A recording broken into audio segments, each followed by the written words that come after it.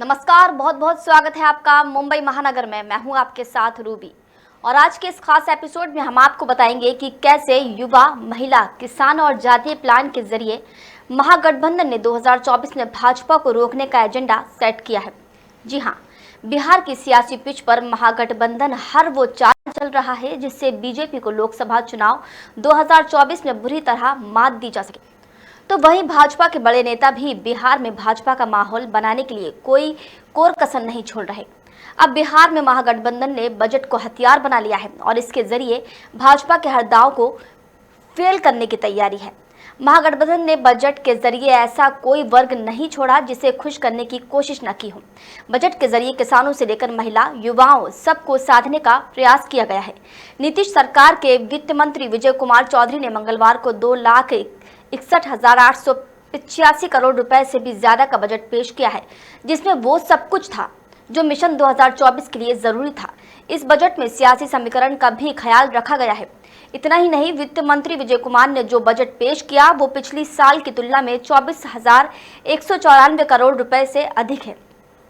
मतलब साफ है कि महागठबंधन ने इस बार के बजट में पूरी ताकत झोंक दी है और जनता को बताने की कोशिश की है कि हम किसान, महिला और युवाओं के सच्चे हितैषी हैं।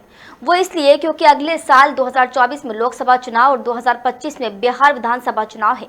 इस लिहाज से इस बार के बजट में रोजगार पर भी खास फोकस किया गया है और साथ ही लोक लुभावन घोषणाएं भी की गई हैं।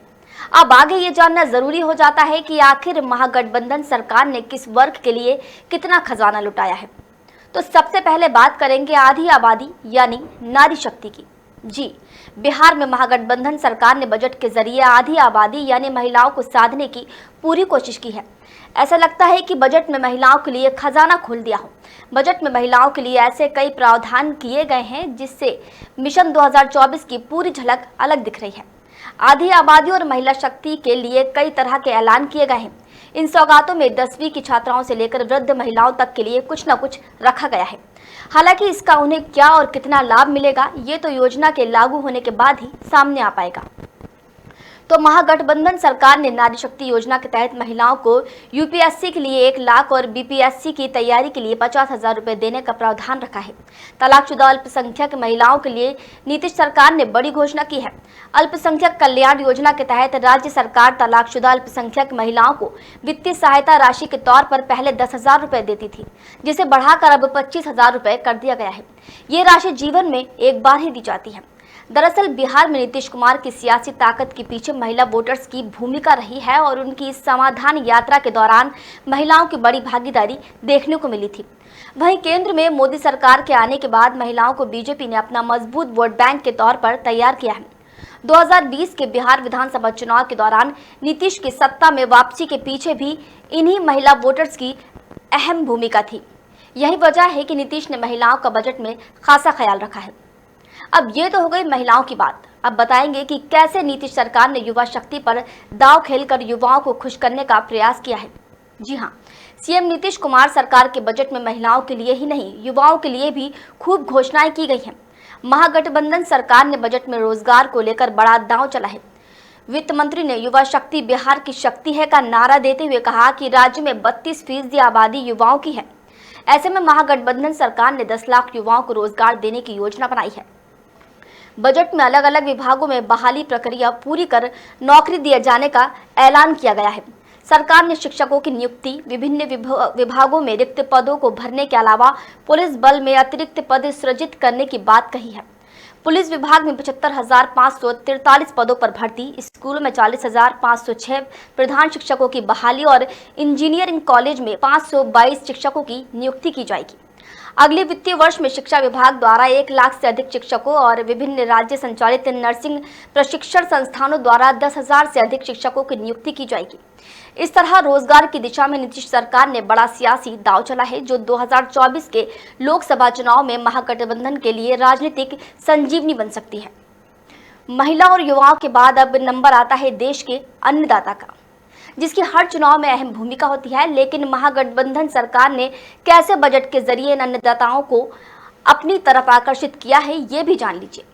बिहार में महागठबंधन सरकार ने बजट के जरिए किसानों को भी खुश करने का दांव चला है। किसान भी बिहार की सरकार बनाने और गिराने में अहम भूमिका निभाते हैं। ऐसे में नीतीश सरकार ने किसानों को मजबूती से अपने साथ जोड़े रखने की कोशिश की है। बजट के जरिए महागठबंधन सरकार ने किसानों की आमदनी बढ़ाने का संकल्प लिया है और बिहार के हर खेत में पानी और ग्रामीण अर्थव्यवस्था को मजबूत करने के लिए विशेष प्रावधान रखने का ऐलान किया है। मखाना और शहद के लिए एक्सीलेंट सेंटर बनाने का वादा किया है। कृषि रोड मैप में दलहन, तिलहन और प्राथमिकता देने के साथ साथ नदी जोड़ो योजना के तहत कोसी मेची को जोड़ने की बात कही है। किसान बिहार की सियासत में एक रोल प्ले करते हैं, जिसके चलते नीतीश ने बजट में खास ध्यान रखा है। नीतीश कुमार की सरकार ने बजट के जरिए महागठबंधन की सोशल इंजीनियरिंग को भी बड़े अच्छे ढंग से साधने की कवायद की है। वित्त मंत्री ने अपने बजट भाषण में जातिगत जनगणना का भी जिक्र किया है। उन्होंने कहा कि जातीय जनगणना को लेकर हाउसिंग लिस्टिंग का प्रथम चरण का काम 21 जनवरी 2023 को पूरा कर लिया गया है और द्वितीय चरण भी निर्धारित समय में पूर्ण करने का लक्ष्य है। जातिगत जनगणना के तहत जातियों की जनगणना और आर्थिक स्थिति का पूरा आकलन किया जा रहा है। जातीय जनगणना से ओबीसी जातियों को साधने की नीतीश ने कवायद की तो बजट में दलितों और आदिवासियों का भी खास ख्याल रखा है। वित्त मंत्री ने कहा कि वित्तीय वर्ष 2023-24 में अनुसूचित जाति और अनुसूचित जनजाति समुदाय के लाभ के लिए खर्च की जाने वाली राशि को लघु मद में अलग से निर्धारित किया गया है, ताकि इसे किसी अन्य मद में खर्च न किया जा सके। वित्तीय वर्ष 2023-24 के लिए अनुसूचित जाति विशेष घटक योजना के लिए 16,939 करोड़ रुपए से ज्यादा और आदिवासी उप योजना के लिए 1,574 करोड़ से ज्यादा रुपए निर्धारित किए गए हैं।